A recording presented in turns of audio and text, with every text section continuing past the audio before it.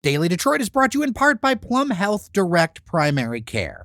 Plum Health is your personal doctor on speed dial. For $75 a month, you get unlimited access to your doctor. Just call, text, or visit for anything you need.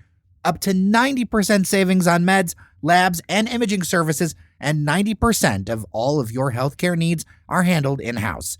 You get a personal, one-on-one relationship with your doctor with unlimited visits and spend as much time as you need to get your health on the right track. Serving Detroit and Oakland County individuals and businesses with new locations in Van Buren, Lansing, and Corunna opening soon. Find out if this is the right fit for you and sign up today at plumhealthdpc.com. That's plumhealthdpc.com.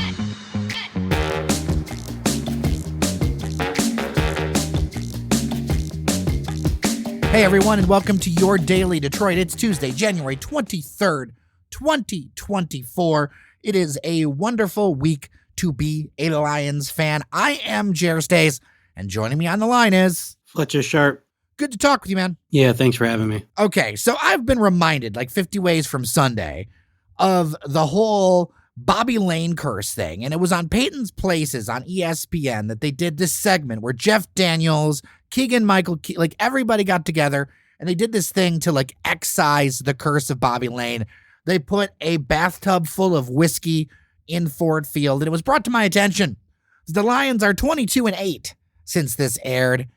Fletcher, before we get into all of it, do you believe in the curse of Bobby Layne? And if you do you think that they broke it? I don't, but I'm sure there are other things that lended itself more than them doing that. We can't say that it hurt, obviously. So I was more expecting the curse of Calvin Johnson, if anything, till they gave him his money back. Really? The Lions were bad. Then when they started trying to mend the bridges and actually gave him what they needed to give him, all of a sudden the Lions started getting better. That's more of a curse to me than Bobby Layne. Do you think Calvin Johnson would have cursed the Lions? That's a deeper question. Not publicly, no. Oh. But I do think that any player who has done as much as he's done for the team and then wants to retire after being paid, only to be told you got to give us back this money. There's maybe like 7 people in the next 1,000 who are like, yeah, Calvin needs to give back that money. Everyone else is like, yeah, no, what he's done, especially after seeing the way his hands looked when he retired, how mangled they were, like, no, you deserve every dime you were given. And if you want to take a few more,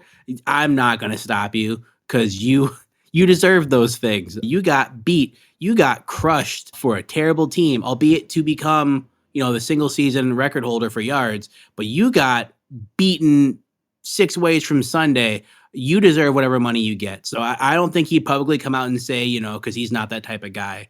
But I think privately he's like, yeah, I'm glad they're not doing great. But now they are. And, of course, they mended fences with him. And all of a sudden the Lions start trending upwards. So you think it was a more modern day curse, possibly? Interesting. Well, Fletcher Sharpe, let's talk about this game and what's ahead. Because, look, I was feeling good, but I definitely worried about the Buccaneers. And then you kind of see that Mayfield is he's good, but he's not great. I wasn't really worried about the Bucs so much. I got worried when CJ Gardner-Johnson started talking trash. Because when you talk trash to opposing players, he said the Buccaneers would be an elite team if they had a quarterback, which is a direct shot at Baker Mayfield. And he listed off the receivers that they had, and Baker's Mayfield response was, I don't think he's watching enough film because one of the guys he named has not played all season, which is a fair thing to say because that's a true statement. So that made me worried right there because the Lions have given up a bunch of passing yards to quarterbacks who were not good. Obviously one last week who was pretty good, but we're not good before that. And Baker Mayfield is a former number 1 overall pick. In college at Oklahoma, he was picking people apart. Obviously, this is not college, but the Lions' defensive secondary isn't really great. I do find it funny that his first interception he threw, which, by the way, was not his fault, he hit Mike Evans right in the hands, and Mike just boofed it into the air. Lo and behold, guess who caught it? But CJ Gardner-Johnson. And honestly, at the end of the interception, I was expecting something more taunty. But he made sure to find Baker and flip him the ball after he caught it, which I would not do because it might be a 15-yard penalty, and that would be really stupid.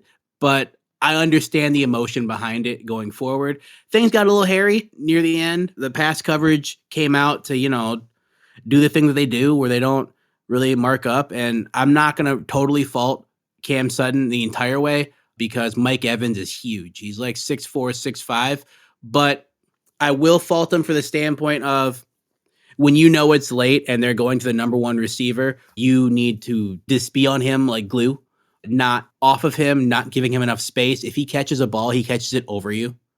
Like, it's one thing if it's CeeDee Lamb or with the 49ers, Deebo Samuel, or someone who's going to run by you. Mike Evans will never run by you. He's not that fast. So the fact that he was still able to find himself wide open, concerning. If he caught a ball over you, then he just catches the ball over you. He's a human fire truck ladder. Like, he's just going to keep going up and up and up. So obviously, like, you can't do much about that. But like when he's open catching the ball, that's where I'm like, what are you doing? But they pulled it out in the end. Derek Barnes, he made a catch that like 80% of receivers today cannot make. When I saw Baker go to throw, I saw Barnes take the step forward, and I said to myself quickly, if he bats this ball down, that's good. All right, good. What's the next play? And then I saw him put his hands out and catch it and not bobble and fall, and I won't repeat exactly what I said. I know on my former show, The Outer Drive, we had specific bleeps for certain swears, so you knew what was said without giving away stuff. So for those who've listened, said, holy screeching eagle, he caught the atomic bomb ball. I sat there in shock, and the entire time as the game was ending, I was thinking of notes, and all I could think of is, what the frog? Over and over and over. I was going to ask you about that comment, because it literally, your thread is, I keep trying to think of notes for journalism's sake, and all I keep mumbling is WTF over and over. What about all of this is WTF for you? Like, what is kind of got your brain broken? Because the Lions that I know all too well, Baker Mayfield leads them down for a game-winning touchdown pass in the back corner to their number one receiver, and the stadium implodes with emotions. That's the Lions that I know. Or what happened to the Bills? Yeah, like history. They miss wide right, which when they heard the word wide right, I'm sure there was some 70-year-old man who almost ran his head through the wall of like, not again. So like, yeah, I mean, even last week when the Lions got by with pretty intentional pass interference that wasn't called, you're still like, all right, that kind of got bailed out there by the refs. The call was missed. It was ruled incomplete, obviously, in the scorebook, but like we could all see the pass interference. This time, they're like, we're not even doing that. You got your second play from this late trying to come back, and we're just going to intercept the ball. And you know how badly that broke Tampa Bay is they still had a timeout left, and they're like, you know what? No, just kneel the ball out. It's fine. It broke them. You look at Todd Bowles, and he's like, yeah. He took his headset off with like 48 seconds left. They still could have maybe stopped the clock and maybe forced a field goal, but they're like, you know what? No, this game is over. Wow. The shot comes in again because we're so accustomed to seeing them have situations where they should win or they should stroll in and do whatever. Whether it's Calvin Johnson catches the ball in the back of the end zone to tie it up against the Bears, but because he technically didn't complete the catch, it's incomplete. Or they have a play against the Cowboys where, you know, it's not pass interference for screening, but it's really, really, really close. And we don't get the call that would have led to a first down. Or DeAndre Swift catching a ball and going to run it into the end zone against the Seahawks and literally pitching it out of his own hands, out of bounds for an incomplete pass, where it's like things where they should happen, they don't. So the Lions should make sure that the Buccaneers don't score again. But still, you're nervous that, like, okay, Baker's thrown for almost 400 yards this game. This is not a good feeling right now. Now we're on the back foot. They're going to go to their number one guy or the number two guy, and we know it's coming. And in the past, we've known it's coming and not been able to stop it. Mike Evans had 168 yards. That's like the fourth receiver that has played against the Lions in a row who's gone for at least 150 yards against them. That's not a good trend. And I think the only thing that's very helpful against the 49ers is they don't really have receivers who go out like that. Like they have Brandon Ayuk, but he's more of a catch and get down. They have Deebo Samuels, who's more of like a Swiss Army knife, who's 50-50 to play, but he's not someone who's going to go for 170 yards receiving. He's someone who might do 70 yards, 80 yards receiving, 50 yards rushing, stuff like that, a few yards kick. Like he's a gadget player who does a lot of things really well. It's why he's an all-pro type player. But even still, like someone matched up against, the secondary, they might go for 140 something yards. And the way that they talk about Brock Purdy for the 49ers, I don't necessarily see it. But all I can say is, even if you don't think someone is good, if they get their team to an NFC championship, 2 years in a row, 3 out of the last 4 years, they're doing something right. Like if the team is there doing that, like you can't be a scrub. Even if you are not great, like Trent Dilfer with the Baltimore Ravens, when they won a Super Bowl, people were like, Trent Dilfer sucks. He might not be a great quarterback, but he got the team to a Super Bowl. And while the defense scored more points in the Super Bowl than the offense did, he's still a champion. He's still their starting quarterback who got them there. He still got the, where are you going after this? I'm going to Disney World commercial. Like he still has that in his thing. So whatever you want to say about him for that, he still has that thing.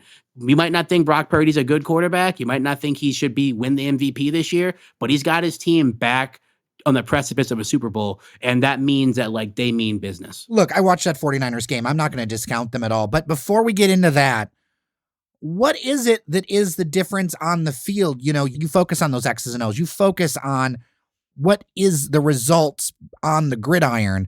What is the difference on the field for the Lions in these playoff games that's taking them over the top? They're not panicking. That's something that's happened in the past where like they'll have a situation where they'll make a mistake or like things will be going well and then a really stupid penalty happens and another really stupid penalty happens. And then you can tell the sideline gets a little flustered. And then I know, especially with the Stafford years, they kind of relied on him to bail them out where you start making some erratic throws, which would lead to some amazing catches. Like the one where Kelvin caught it over 3 Cowboys defenders in the back of the end zone. One of my favorite catches of all time, for sure. But it also led to him like throwing the ball directly to an opposing player because he didn't see them there, or him gunslinging a ball in a pocket that's not there at all. And also turnovers. Jared Goff has not committed a turnover this postseason so far. And that's an insane stat to think about, especially given that, you know, people were kind of iffy in him being the quarterback coming back for the following years. I know earlier in the season, he's made some mistakes, some turnovers, some fumbles, whatever. But so far, I won't say he's played peerless because he's made some not so great throws, but he's played well enough to not lose them the game. For a quarterback that people call a game manager, that's what you have to do. You have to play well enough. If you're not the star of your offense, like it's not Kansas City with Patrick Mahomes, or it's not Baltimore Ravens with Lamar Jackson, like those are the quarterbacks who are going to go take the game by the scruff and make you win. So if you're not going to be that guy, you have to play well enough to make sure your team does not lose because of you. And he's been doing that well enough so far. I'll say this, even taking it to opposing teams to where like he is the reason why they won. They won because he threw the ball well. I know the first game he went 22 of 27 with 1 or 2 touchdowns when facing no pressure. When you have pressure on you, it makes you throw the ball a bit differently. But when you have no pressure, you have time in the pocket to throw, you have to connect with your receivers. And he's been doing that at a high clip and allowing, you know, yards after the catch. Sam Laporta had some great catches. Amon-Ra St. Brown had a few great runs after. He's doing the things to keep his players making plays and able to do stuff afterwards. He's not letting them, throwing him into hospital balls where you throw a ball and someone's going to lay them out, or he's not making bad plays, you know, the lead interceptions. He's doing what he can to make sure the Lions are keep moving forward, and for perpetual motion forward, that's what you want from your quarterback. So as long as they don't turn the ball over, like they could beat anybody. I'm glad you made that point because I am done with like the Goff guff. Wherever we're at from here, this has been a heck of a season, and I don't want to hear any of it. Like at this point, I really don't, because it's working. He's proven to be good at his job. Is he Mahomes? No, but he doesn't need to be. And I don't think a winning team has to have that thing. And I think that we've had a lot of success. He's proven himself on the field. And I also think the Brinks truck is going to have to get backed up to pay that man. I'll say this, unless the Lions somehow end up with a chance to draft Caleb Williams first overall from out of USC, who is like seen as like the next best quarterback prospect to come into the league. They thought he could have came out last year, but like obviously the NFL has rules against that for the draft. Unless they get a chance to get him, no, Goff is fine. 100% Goff is fine. Or unless Baltimore's like, hey, you want to switch quarterbacks for Lamar? Yes, I'll take Lamar Jackson. What are you talking? Yes, give me Lamar, please. But that's not happening. That's neither of those things are happening. Those things are not happening. So Goff is fine. I'm not going to sit here and say he's the best quarterback in the league. He's not. He's prone to make his mistakes. So far, he hasn't, and we cross our fingers, hope he has not. He will continue to do that. But like, he's fine for this offense, especially if the run game is going to go the way it's going to go to set up the pass. He's doing well. He earlier in the year was showing happy feet and panicking and making some bad throws to avoid getting hit. Now, like, there was a play especially where he dropped back to throw, stepped up in the pocket, and instead of making a bad throw, just took the sack. And I'm like, you know what? You taking that sack is perfect because it keeps the clock running and you don't throw the ball away to maybe make an interception. And lo and behold, while even doing that, it turned out to be a penalty against the Buccaneers, which gave them 5 more yards and a first down. The smart play there. Like, I know some people are like, get rid of it or whatever, but if you're ahead late, the situation in the past, the Lions have been ahead late and like forced a bad throw or tried to get too fancy while running the ball and fumbled. The catch that Brock Wright made, where he caught it and turned up the field to run, and I'm like, they're like, that's his second catch of the season. I saw him running like he's going to fumble that. They're going to punch that ball out. Like, oh no. And of course, just being someone who's watched the Lions, like that's your first thought. And when I saw the guy come to punch it, I tensed up. All my muscles in my body were like, oh no. And then I watched him cover the ball and I was like, all right, they got it. They're learning. This is great. And I guess to answer your question, they've shown to be competent when it matters. All the years in the past, they've done all the great things in the early parts of the game, but when the game got tight, they fell apart. Like a too tightly wound watch, just springs bursting everywhere. Now they've shown to be more fine-tuned. And I've said this, and like I don't want to make it sound like I don't want them to go forward. If they win the NFC Championship and go to the Super Bowl, that's even great. If they win the Super Bowl, that's great as well. But no matter what anyone says, this season is a massive success for them by a wide margin. And anyone saying differently is, I won't say what they're doing, but they should not be doing it anymore. But this is a massive success for this organization, for this team. The last time they won 2 playoff games, a lot of people who watched the Lions were not alive. So, and the woes who are like, this is between now and, when gas was like 15 cents. This is such a major thing. And you can even tell people who don't care about sports are so hyped up about the Lions doing well. I went to go get food after the game ended, and the guy in there, like, we don't really talk about much, but he's like, did you see the last few plays? And I'm like, wow, like we've maybe said 10 words to each other my entire time coming in here. And like, we're having full-blown conversations about this team. It's brought so many people closer together, and not just the stories they talked about where that one guy who was crying, his father was buried in a Lions jacket, or the older fan who, this game meant so much, but even just like people you don't normally talk to. If you're looking for an icebreaker, you can mention the Lions and 4 people come over and be like, yeah, did you see this one thing or this other thing? And like, that's such a great and like wholesome feeling.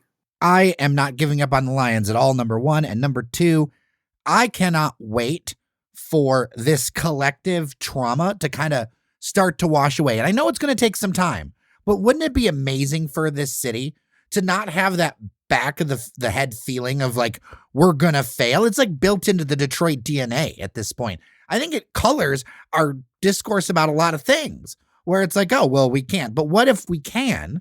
And I would love to see a time in the future where we don't have that, where it's like, if we lose, we just lost and it's fine. It's not the same old Lions or all of this like trauma laden. It would be so great to be able to release the city from that particular curse. I mean, I'm not going to say same old Lions are gone yet. I need to see another year of production like this before I can even say that and like mean it. But for this year, that's not something you can say about them. Even if they go and get blown out by San Francisco, like give up 100 points, lose 100 to like 3. You cannot say same old Lions at all, because same old Lions would have not made the playoffs. 100%. They would not have won the division at all. They would not be where they are right now. So I can't say for next year or like the whole getting rid of it entirely, but I can say for at least for this year, for 2023, 2024, they're not the same old Lions. Let's talk about that San Francisco game. Look, if you make it to one of the final 4 teams in the NFL, you are doing something right and you deserve to be there, right? Your Cinderella stories get washed out in that last round. That, if you're just making it on the spirit of luck or whatever, by the time you make it to the top 4, it is all elite teams. Anything in my mind is possible with this, but the 49ers are going to be a formidable challenge. Yeah, the 49ers are a really solid team. They don't make mistakes offensively. They have a quarterback who doesn't really turn the ball over that much. He doesn't really throw the ball down the field that often, but he has a lot of dynamic players who can have yards after the catch. So you got to tackle. That's been an issue of the Lions so far, is tackling on the first hit. When you hit them, you have to wrap up and bring them down. Swarm to the ball. Defensively, they have a defense who hits hard. They have a defense who likes to stop the run. Their secondary is not the best, but it's good enough to where like you don't want to test them so much. But yeah, they stop the run really well. I won't say as good as Tampa Bay does, but like well enough to where you going to have to pick your poison there. I don't know. This is one of those games where, like, you know, they mentioned the Buccaneers, they mentioned the Rams. It's like, yeah, I see how they win this game easily. Like, I'm not worried about that. I see how they might lose it potentially, but I see how they win it. With the 49ers, like, I can see how they win it. It's not going to be easy. It's not going to be something where, like, they're putting the backups in at the end of the game. No, like, this is going to be something where either one of them is going to come down and score late and either force the other team to have to go length of the field or, you know, kneeling down with, you know, a minute and a half left. And you want to hope that it's the away team in Honolulu blue as opposed to, you know, the gold rush jerseys. Again, San Francisco, formidable opponent. You have to make sure you put a hat on a hat. You have to make sure when you block, you hold your blocks properly. Don't hold on to people, but like hold the block the way you're supposed to hold the block. Tackle. Don't make any mistakes. If Jared Goff has another game where he doesn't have a turnover, the Lions should win this game. It's going to be an upset for sure, but they should win this game. If he starts getting loose with the ball, throwing it around, it's going to make it a lot tougher because the 49ers don't really make mistakes. When you say upset, that's where Vegas is leaning. I mean, the line is heavily in favor of the 49ers, and ESPN's predictions put it at a 74% chance that the San Francisco 49ers are going to win. So if you're a Lions fan, you know, and you're in the spot, and if you want to put some money down, of course, never bet more than you can afford to lose, all that other stuff. But this is an opportunity to make some money on that one because I think this game is closer than what this line is, but they're the professionals. I understand that they're not in the business of losing money. So I get where they have that line stacked. I just think that you can't underestimate the Lions this year. No, you can't. Frankly, if the 49ers underestimate us, that's a great thing. Yeah, I mean, because it allows for chances to, you know, pull some stuff off. But I mean, I don't want to harp on this. I do know that talking heads, especially one like Skip Bayless, was like, congrats on winning this game. Now you're going to get blown out by the 49ers, but, you know, congrats or whatever. I find it funny that someone like that is even talking, given the fact that the Lions have gone 0-16 this millennium and still found a way to get to NFC Championship for someone like the Cowboys. Like, that's insane to me. And that's part of the reason why, like, you're looking back, and I know you said you want to try to get rid of the mindset of, oh, you know, we can't do stuff like this. We can't. Kind of hard to do that when you can look back and in the same breath say they did go 0-16. I mean, heck, their head coach, while he didn't play much, was on the 0-16 team. It's crazy to look at that and say, wow, they figured it out somehow and, you know, righted the ship and got here. But what your past was doesn't define your future. I mean, no, it doesn't, but it does have like a little bit of a reason why people feel a certain way. Like if you have a friend who always forgets to bring the straws when he goes out to go get you beverages, you're going to start bringing your own straws just to be safe. And then the one day he starts bringing the straws consistently, you're like, wow, you've really overcome that. But you don't start thinking that after he brings the straws one time. He's got to bring the straws more than once so you know, okay, this guy does remember this. Because otherwise, if you start relying on him again, he stops bringing straws. Now you're out here taking the lids off, trying to drink, spilling all over yourself, getting all sticky, and then you're mad at your friend. So I know that's like a really far reach of a metaphor, but like you get what I'm saying. Where like if someone feels a certain way and you've done this thing in the past, until they consistently start doing it again, you're gonna have the pang in the back of your head, like, oh man, this might happen again. But I'll say this at least. If they get to the Super Bowl, I'm willing to forego same old Lions, even next year. A Super Bowl playing team, if they win, that would probably the city. Oh man, I don't. I want to be down there for that. I don't understand. I think I might want to go to the watch party. Those are tickets I can afford. Like I know that like Ford Field's broken the record for like Richter the last 2 home games in the playoffs. Like it might actually cause an earthquake down like Woodward if they were to win, just from the noise and like the jubilation, the stomping. Like that might crack all the way from Detroit to like Ann Arbor. It would be something. But if they even get to the Super Bowl and just have like the whole pageantry, I will forego the same old Lions for next year. I will do that because it shows they are not the same old Lions. Because the same old Lions, once again, would not have won their division, would not have had a winning record leaving the division going into the postseason, would not have had this many Pro Bowlers and all pro players on their team and still found a way to, like, no, this is a different team. And the thing that means the most to me, I guess, from this team is the fact that not only are they playing well and just they're buying into like the city. Obviously, it helps when you have someone who's a native son like Aiden Hutchinson. Native, yes, but he went to Divine Child, so that's still a ding for me. It's always go Cubs. But like when you have someone who's from the area and like really, really understands what it's like to go through here, it helps your team, you know, get a better image going forward. And when you see a team that really cares, that the city cares, it's not like they're in there to go play and they're like, all right, we're done. Yeah, whatever. Or like, I hate to throw people under the bus, but like say when the Rams won or someone else won and the city's kind of like, that's cool, but whatever. I mean, that's LA. It's like if the Packers won, like how they care about their team so much, like the Packers win, like parts of Green Bay are like, we're not doing anything today. The Packers won the Super Bowl. So like, I don't think the Lions are going to do that downtown, but like you see how much it matters to people if the Lions are doing well. People don't even care if the Pistons win a game the rest of the season. They're like, we'll sacrifice that, kind of like Michigan football, Michigan basketball. They're like, the basketball team can be terrible if we win the national championship. We do not care what happens to that team at all if we win the national championship. So a lot of people are like, if the Pistons lose every game after this, I don't care if they win the Super Bowl. They can have the Super Bowl and the Pistons can never win a game for the next 3 years, and we're fine with that. I understand. I truly understand, because this is it. The Pistons aren't going to get 10 wins. I mean, I hate to say that, but I don't think they're going to make it to 10 wins. It's a bad story over there. Before we get into our final predictions, Zach Ertz, a name I haven't heard in a while. What's up with this signing? This is a little unusual this late in the game. Normally, this wouldn't be the case because Zach Ertz technically retired earlier this year. But Brock Wright, as mentioned, got hurt during the game. He's not looking great to come back. The other backup tight end, Mitchell, is also not looking great to play. So as of now, the Lions only have one tight end on their roster in Sam Laporta. So like they need another tight end. So he's on the practice squad, probably going to get elevated because they don't have another tight end. When Zach Ertz was in his prime, he was an amazing pass-catching tight end for the Philadelphia Eagles. Amazing. Like he helped win them a Super Bowl just by being a pass-catching tight end. But my problem with them signing him is not the fact he retired, because I get it, but it's the fact that like the other two tight ends we mentioned were like big blocking guys who could also catch a pass or two.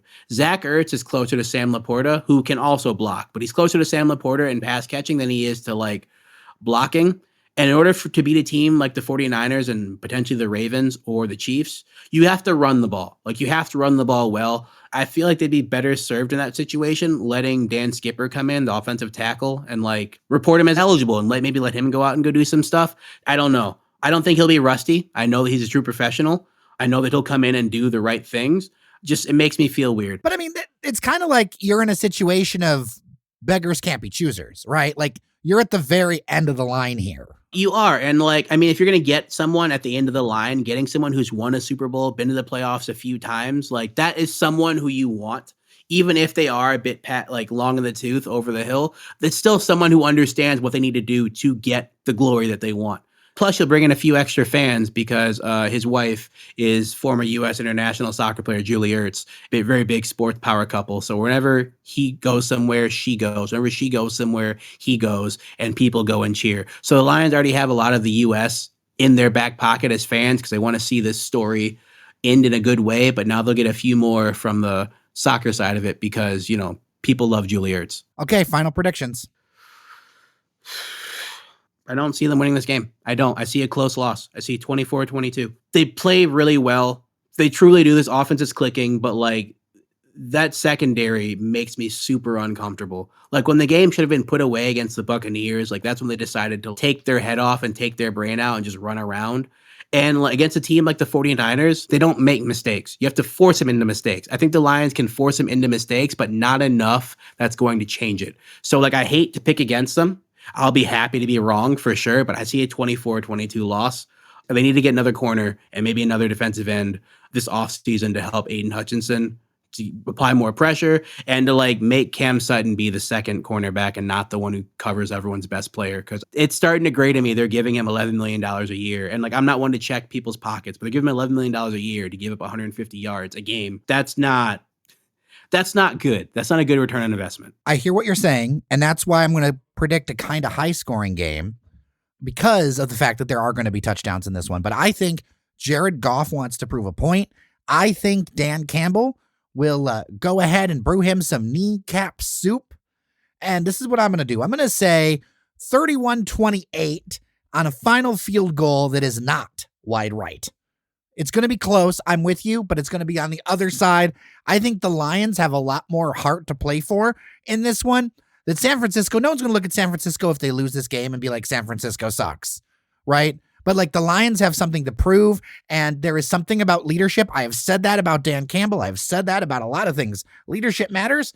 I think Dan Campbell is a great leader, And I think they're going to go through walls for this guy. And I'm going to say 31-28 on a final field goal. They might not say that the 49ers suck. They will say Brock Purdy sucks. And like they shouldn't, because the Lions have a pretty good half the defense at least. But I understand your point. It's going to be a good game nonetheless. Yep. Whatever the score is, it's going to be a good game nonetheless. The Lions have one of the best offenses in the league. Their defense is kind of middle of the pack, which is where I think it'll get held back. But if they can limit the big plays, because the 49ers, like the Lions, they're great because they get a lot of explosive plays. A lot of plays where the ball goes more than 20 yards is technically an explosive play. They get a lot of those, especially yards after the catch. They also have a great running back who I somehow failed to mention, Christian McCaffrey, who does everything. He can run ridiculous. The ball. He can catch the ball. He does a lot. So they have to find a way to make either Christian McCaffrey beat you with 200 total yards or make Brock Purdy throw for 500 yards and beat you. But you can't have them both go off against you, or else it's going to be a very long day. Yeah, if you can contain one or the other, he's definitely a quality player. I cannot take that away from him.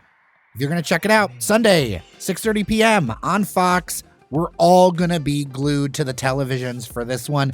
Fletcher Sharpe, always good to talk to you. Saint FDW on the social media. Yeah, thanks for having me. And like, again, as we've said many, many times, it's going to be a very, very, very, very important game and very exciting. dailydetroit@gmail.com. If you've got feedback, 313-789-3211 is the voicemail. With that, I am Jer Stays. And I'm Fletcher Sharpe. Remember that you are somebody. Thank you so much for listening to your Daily Detroit, and we'll talk tomorrow.